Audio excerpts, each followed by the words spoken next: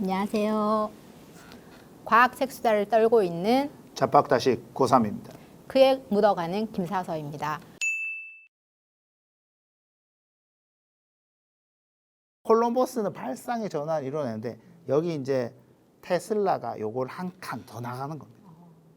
콜럼버스는 달걀을 세워서 어떻게 됐죠? 밑에 깼다면서요? 깨트 세웠잖아요. 네. 근데 요걸로 이사벨 여왕의 지원을 받아서 신대륙을 발견했잖아요. 근데 테슬라는 어떻게 했냐? 이 달걀을 세웁니다. 안 깨고. 어떻게 실험을 하면 아까 동업자한테 좀 투자를 하라고 그래요. 근데 동업자 아예 그거 뭐 교류 시간 낭비 아니냐 하면서 안 믿는 거예요. 그래가 전자기 유도를 직접 눈으로 보여줍니다. 요게 자료화면을 조금 나갈 것 같은데요. 달걀을 회전을 계속 시켜요. 그러니까 달걀 회전을 막 하니까 이거 누워있던 녀석이 이렇게 뺑 돌면서 딱 서는 거죠. 뺑 돌면서 섭니다. 진짜 달걀을 세운 거네요. 그렇죠. 교류의 기본 원리인 전자기 유도를 눈으로 보여주면서 콜럼버스는 깨기도 했는데 이 사람 깨지도 않고 세운 거예요. 그러면 어떻게 되죠? 대가를 얻어야 됩니다. 동업자가 투자를 합니다. 그렇죠. 투자할 만하네요. 그렇죠. 예, 예. 너무 눈으로 보고 이게 되는 거네. 이야 신기하다. 마술을 보여준 거죠. 그러면서 콜럼버스의 달걀이라는 이름이 다시 붙게 됩니다. 네. 달걀을 세울 수 있을 정도로 전기의 힘이 대단한 것 같은데, 그런데 이 두 인물 말고도 좀 전에 잠깐 저희가 언급을 했었는데 웨스팅하우스도 그 빼놓을 수 없는 인물이잖아요. 이분에 그렇죠. 대해서도 설명해 주시겠어요? 여기서 비중이 좀 낮긴 한데 사실은 혹자들은 에디슨과 웨스팅하우스가 대결한 거다라고 얘기하시는 분들도 많아요. 에디슨보다 우리 한 살 형님인데요. 이제 발명가면서 사업가입니다. 이분이 어릴 때 아버지 기계 공장에서 일을 했대요. 근데 이때의 경험을 근거로 저희에게 엄청난 영향을 끼치십니다. 토요일 날이랑 일요일도 일을 하는 거예요. 막 이제 토요일 오후랑 휴일 그때 일을 자꾸 하니까 아버지한테 나는 안 그래야지. 그래서 토요일 오후는 쉬게 해줘야지. 이렇게 생각을 해가지고 본인이 겪어보고 그렇죠. 이제 겪어보고 일요일은 원래 쉬었답니다. 제가 말을 실수했는데 토요일 오후도 일을 하니까 나는 토요일 오후 일을 하지 않겠다. 사람들한테. 그래서 최초로 미국에서 토요일 휴일 휴업을 하는데 밑바탕이 된 거죠. 너무 훌륭한 분이에요. 되게 고마운 분이네요. 저희들한테는. 맞습니다. 예, 예. 그 테슬라의 발명의 원천은 환상하고 직관이었다고 그래요. 근데 웨스팅하우스의 발명의 원천은 독서라고 그러더라고요. 그냥 어린 시절에 보면은 뭐 잡지나 신문 팔러 다니고 막 그랬대요. 그러면서 꼼꼼하게 읽는 습관을 길렀다고 하더라고요. 에디슨도 비슷합니다. 에디슨도 보면 신문 팔고 뭐 전신하면서 굉장히 많은 독서랑 연구를 했다고 하더라고요. 근데 이분이 사실은 굉장히 웨스팅하우스가 유명한 게 철도 산업으로 확 부자가 되거든요. 철도에 공기 브레이크가 있습니다. 에어 브레이크 ABS라고 그러죠. ABS 만든 사람으로 유명합니다. 철도 사업에서 그래서 돈을 많이 벌어서 성공해가지고 그 다음 사업으로 어디에 들어왔냐? 전기회사를 들어온 거예요. 웨스팅하우스 전기회사 딱 세운 거죠. 그러면서 전기 사업으로 딱 들어온 거죠. 그래 딱 보니까 이게 교류가 되겠다 싶으니까 테슬라의 특허권을 싹 사들인 거죠. 그러면서 테슬라를 끌어들였는데 그러다 보니까 필연적으로 누구랑 대결하게 돼요? 에디슨하고. 그렇죠. 에디슨이랑 전류 전쟁이 발전하게 되는 거죠. 경제공황으로 웨스팅하우스가 회사가 어려워졌을 때 테슬라가 테슬라의 특허 로열티를 취소해주면서 웨스팅하우스한테 의리를 보여줬다고 하는데 되게 쉽지 않은 결단을 하더라고요. 요 부분이 테슬라에 대해서 뭐 누구는 막 욕을 하기도 하세요. 경제관념이 없네. 뭐 이렇게 얘기들 하시는데 당시에 이제 웨스팅하우스 전기회사 좀 어려우니까 테슬라 교류 시스템을 계속 지속하겠다라는 이 계획이랑 약속을 믿고 특허 로열티를 포기를 해요, 테슬라가. 그러니까 이때 딱 근데 테슬라. 책에 보니까 되게 쉽게 포기를 하더라고요. 그러니까 뭐 여러 가지 요 부분에 대해서는 굉장히 여러 가지 설들이 있습니다. 여러 가지 설들이 있는데 어쨌든 포기한 건 사실이고요. 그 이유에 대해서도 조금씩 차이가 있는데 어쨌든 이런 말을 했다고 그래요. 제 다상 시스템, 여기서 교류 시스템을 말합니다. 제 다상 시스템이 문명에 가져다 줄 혜택은 제게 이와 관련된 돈 그 이상을 의미합니다. 너무 멋있잖아요. 그러니까 인류를 위해서 나의 한 몸을 희생하겠다 이런 말인 거죠. 그렇죠. 돈보다는 내 이상을 사람들한테 주어질 이 편익을 생각하겠다. 와, 너무 멋있잖아요. 이게 다양한 시각들이 있는데 어쨌든 우리 같은 사람이 이거 포기하겠습니까? 어렵겠죠. 그렇죠. 저 같으면 조금 깎아줄 테니까 그거 조금 줘봐 이렇게 했을 것 같은데 딱 포기를 하잖아요. 그래서 이제 뭐 흔히 얘기하면서 이게 폄하받는 이유기도 해요. 왜냐하면 권리를 유지를 쭉 해줘야 또 다른 연구를 할 수 있는 게 아니냐. 뭐 이런 얘기를 하는데 어쨌든 바로 요 장면이 에디슨하고 다른 테슬라, 과학자 테슬라를 잘 설명하는 장면인 거죠. 그 일반적으로 전기 산업은 에디슨의 백열등을 중심으로 성장했다고 생각하는 경향이 있지만 실제로 1880년대에 전기 산업에서 가장 크게 성장한 부분은 아크 조명이라고 하더라고요. 그렇죠. 우리 보통 보면 옛날 책 같은 데 보면 아크 등이 어떻고 이런 얘기 많이 나옵니다. 근데 이 책에 설명이 좀 나옵니다.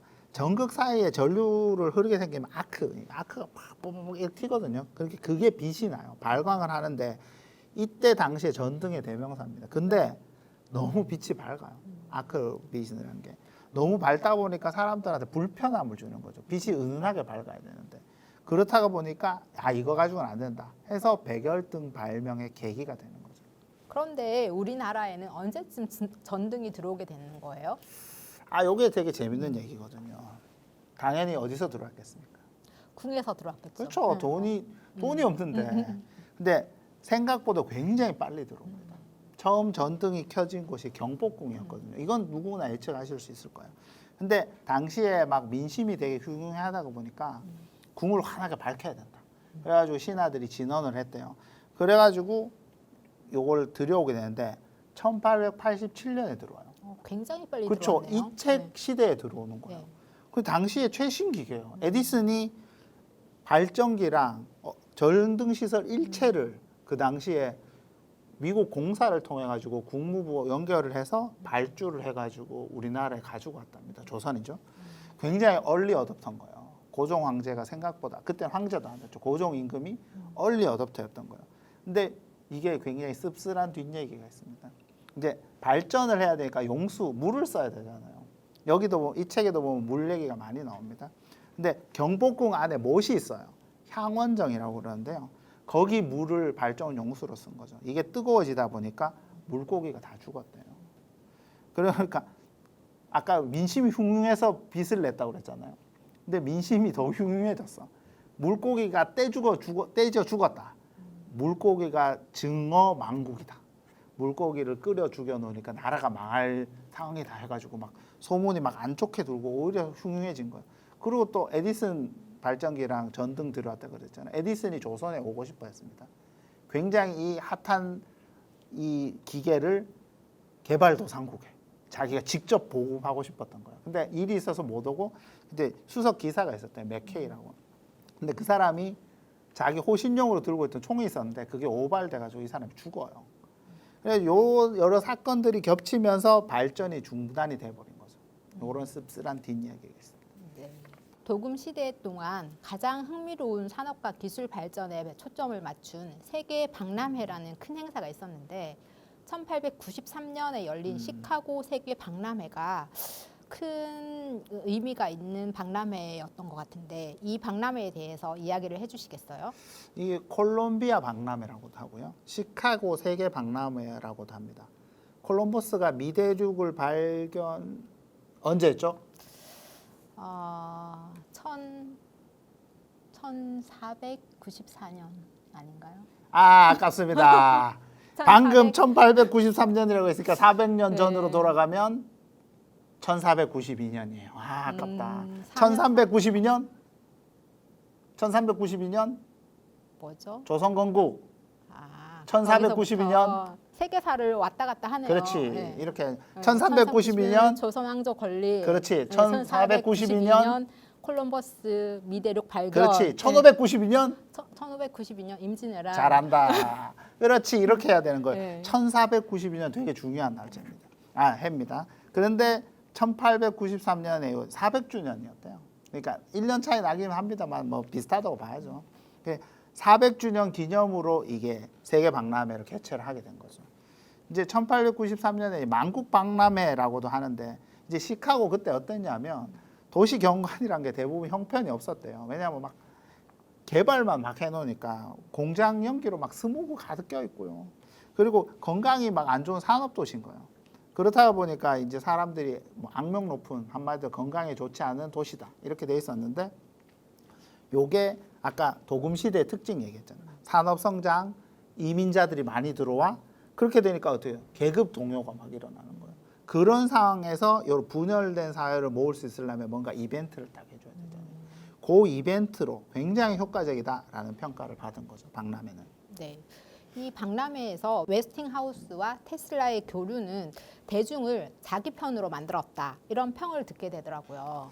아, 이게 굉장히 중요한 지점입니다. 이제 결국 완전히 이제 쐐기를 받기 직전인 거예요. 교류의 승리에 쐐기를 박는 과정. 이제 박람회에서 웨스팅하우스 전기회사랑 제네럴 일렉트릭 그러니까 제네럴 일렉트릭이 뭐냐면 GE라고 에디슨이 세운 회사거든요. 거기랑 교류 직류 사이에 이제 불꽃 튀는 경쟁이 있었습니다. 이제 박람회 전력 공급을 누가 하게 되냐? 결국 웨스팅하우스가 하게 됩니다. 교류의 승리로 돌아가게 되고요.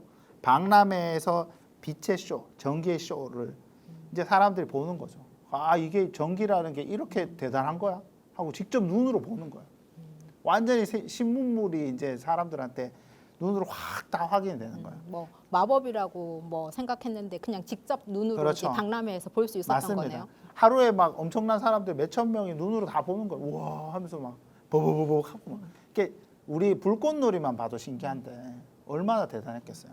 근데 이 쇼에서 이제 박람회죠. 박람회에서 25만 볼트 전류를 테슬라가 자기 몸으로 이렇게 통과시키는 쇼를 보여줘요. 이 쇼 보려고 사람들이 막 줄을 서서 엄청 많이 왔었대요. 표를 이제 끊었다고 그러더라고요. 고압 에디슨이 했죠. 이 고압 전류 사람을 죽인다라고 했는데 테슬라가 보여준 거죠. 고압 전류 잘 관리하면 위험하지 않다라는 걸 보여준 거죠. 고압 전류가 신체 사실 표면을 따라 움직인 거죠. 그 모습을 딱 사람들이 봤어요. 테슬라 죽질 않는 거예요. 그럼 사람들이 어떻게 돼요? 아, 이게 과학이구나.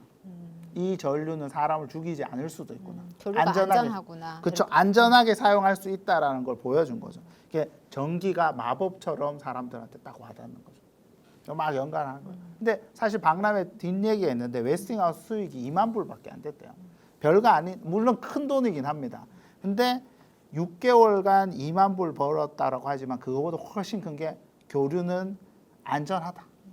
그리고 교류라는 시스템이 전기에서 주도권을 잡을 수 있는 걸. 그러니까 사람도 한마디 에디슨이 너무 막고 싶었던 그 상황이 벌어진 거죠. 근데 세기의 전류 전쟁의 정점은 나이아가라 폭포에서 있었다고 하던데 이 이야기는 또 무엇일까요? 아까 말씀드렸죠. 이게 마지막 마침표입니다. 이제 테슬라가 청소년 시절부터 막 머릿속으로 딱 생각을 했대요. 꿈을 꿨는 거지. 나이아가라 폭포에서 거대한 바퀴가 있는데 그게 물줄기를 맞으면서 끊임없이 회전했대요. 수력 발전하는 걸 머리로 생각을 한 거예요. 이 꿈을 실현할 기회가 딱 온 겁니다. 근데 수력 발전의 모습을 청소년 시절 그 환상으로 그렸다니까 진짜 천재는 천재였나 보네요. 뭔가 좀 이제 꿈에서 이런 것 좀 알려주면 우리는 번호 있잖아요. 번호 6 뭐 이런 거 좀 6개만 알려주면 괜찮을 것 같은데 하여튼 우리랑 좀 스케일이 다릅니다. 스케일이 다르고 1893년에 이제 웨스팅하우스가 나이아가라 프로젝트의 계약서에 사인을 하게 됩니다. 교류가 전류 전쟁에서 최후의 승자가 딱 되는 순간인 거죠. 이 폭포에서 전력을 발생시키겠다, 전기를 발생시키겠다는 이 환상이었던 거죠. 근데 환상이 실제 실현이 되는 그 순간이 테슬라의 아메리칸 드림도 실현이 되는 그런 순간이 된 거죠. 이 나이아가라 폭포 발전소가 어느 정도 했냐면 20세기 초반 몇 년간 미국 전기 사용량의 5분의 1을 다 커버를 했대요. 엄청난 거죠. 네.